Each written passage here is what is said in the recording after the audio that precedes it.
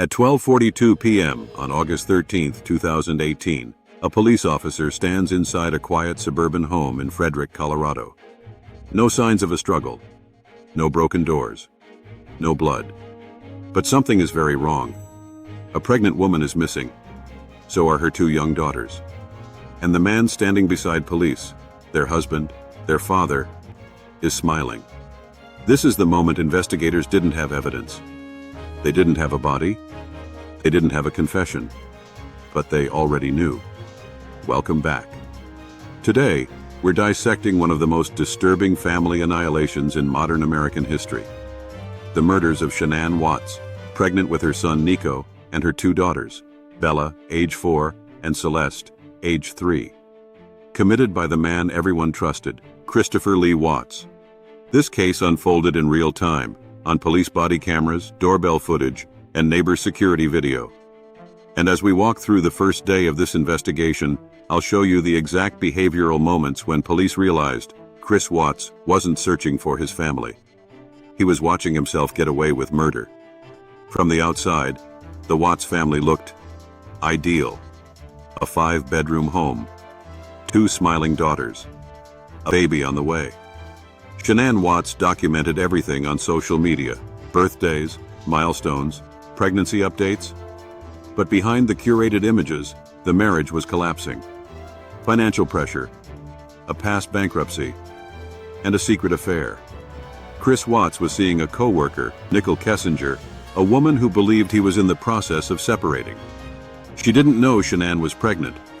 She didn't know the marriage was still very much intact, and she would later cooperate fully with police.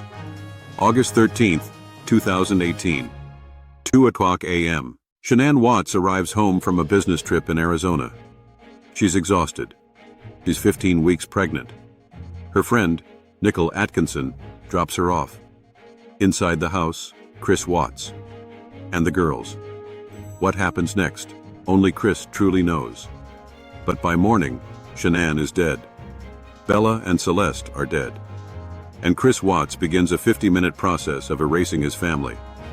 He loads their bodies into his work truck, drives to an oil site, Survey 319, where he knows no one will be watching. Shanann and her unborn son are buried in a shallow grave. Bella and Celeste are forced through the narrow hatches of oil tanks. This is not panic. This is procedure. Later that morning, Shanann goes silent. No texts, no calls. She misses a prenatal appointment. Nicole Atkinson knows something is wrong. She goes to the house. No answer. She calls Chris Watts. He claims he doesn't know where his family is. Police are called.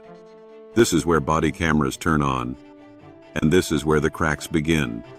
Watch Chris Watts as police arrive. He doesn't ask, "Have you found them?" He doesn't say, "Please help." Instead, he talks. He laughs nervously, rambles, over-explains. Inside the house, police find Shanann's purse, her phone, her car, her medication, her wedding ring left on the bed. Nicole Atkinson says something critical. He would never leave without her purse, ever. Chris doesn't react. No shock, no fear, just distance. Police note it immediately. Then comes the moment that changes everything. A neighbor, Nate, has security footage. Chris agrees to watch it. And this is the moment.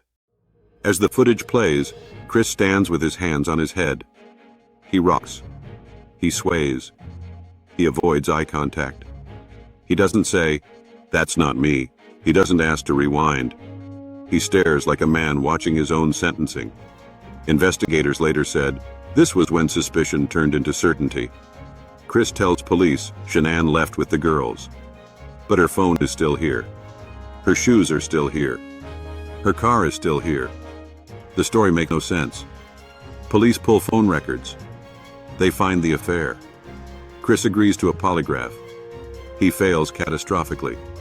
One of the lowest scores examiners had ever seen. Chris asks to speak to his father. And then, he confesses. But it's not the truth. He claims Shanann killed the girls in a rage, and that he killed her in retaliation. Investigators listen. They don't challenge yet. because they know this version is still self-preservation. In a later interview, after sentencing, Chris admits the truth. He killed Shanann, then Bella, then Celeste, one by one. Bella watched her sister die. She asked him, "Daddy, is the same thing going to happen to me?" He said nothing. On November 6, 2018, Chris Watts pleads guilty. 5 life sentences.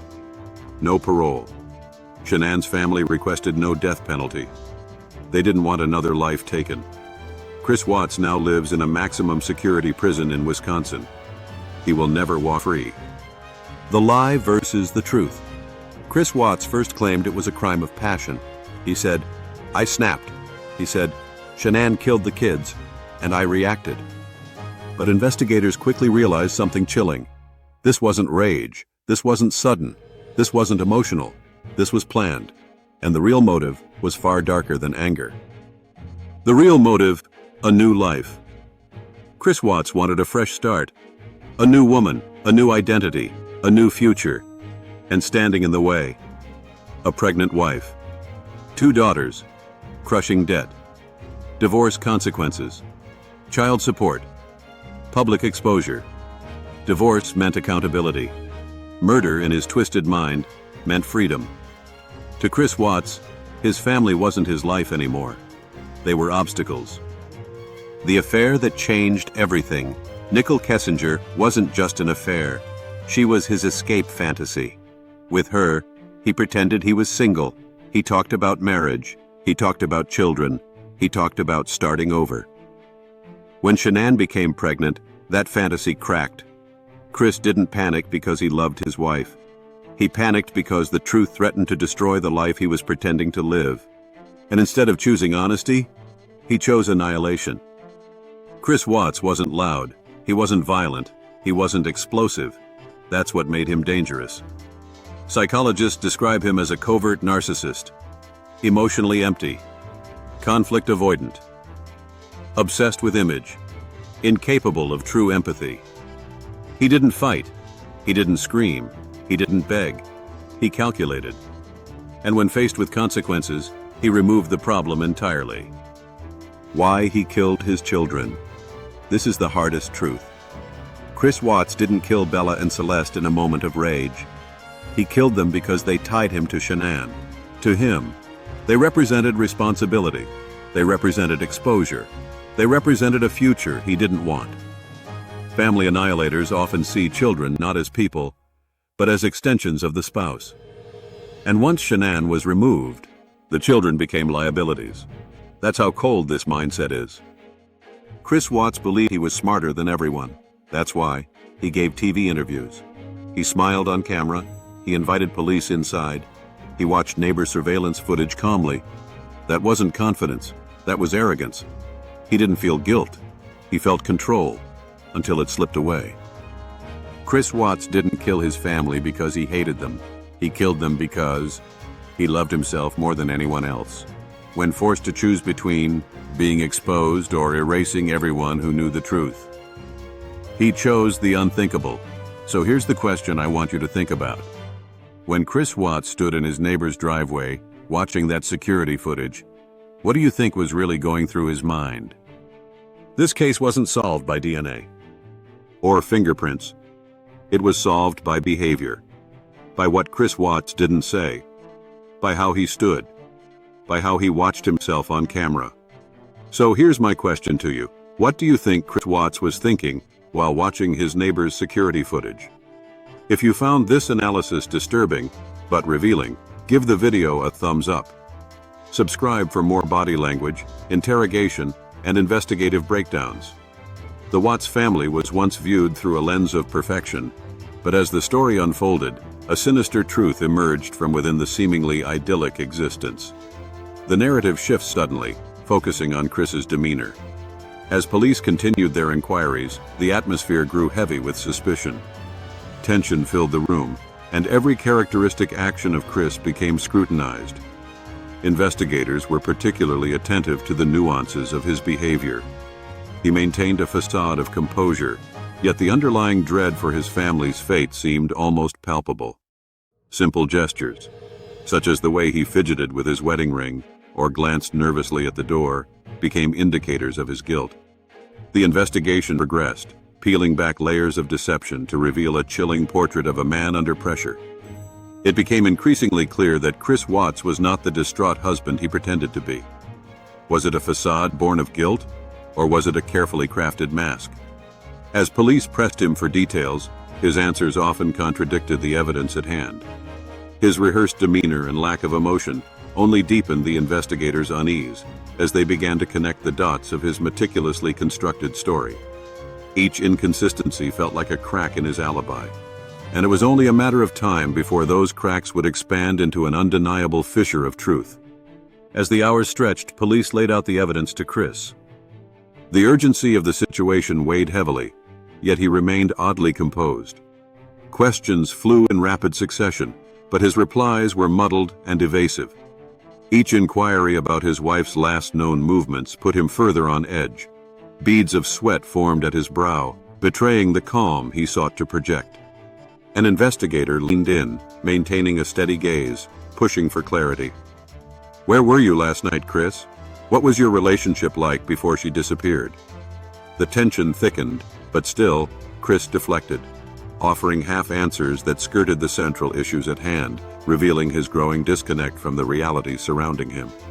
As the questioning escalated, Chris's facade began to falter even more. His hands, once steady, now trembled slightly, revealing an anxiety that he struggled to conceal. The investigator pressed on, noting his evasiveness. "Did you have any arguments with Shanann recently?"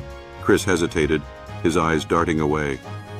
"No, everything was fine," he finally replied, though the tremor in his voice indicated otherwise.